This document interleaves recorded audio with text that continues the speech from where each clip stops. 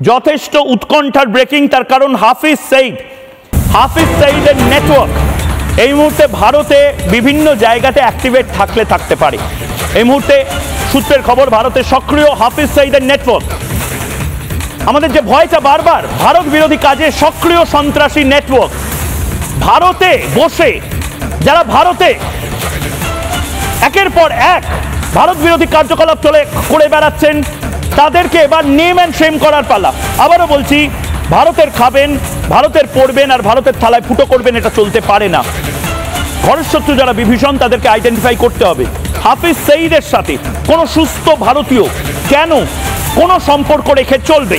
হাফিজ সঈদের network কি করে ভারতবর্ষে চলতে পারে? পেহেলগাঁওয়ের এই ঘটনার সাথে কি করে হামাসের লিঙ্ক থাকতে পারে, এবং হামাসের লিঙ্ক যদি থাকে সেটা পাকিস্তানে থাকবে, কাশ্মীরের স্থানীয়রা এই লিঙ্কের অংশ কি করে হতে পারে? এই প্রশ্নগুলো করতে হবে।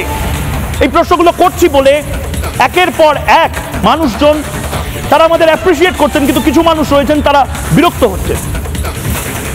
আবারও বলছি, লড়াইটা সন্ত্রাসবাদের বিরুদ্ধে, লড়াইটা পক্ষ নেওয়ার।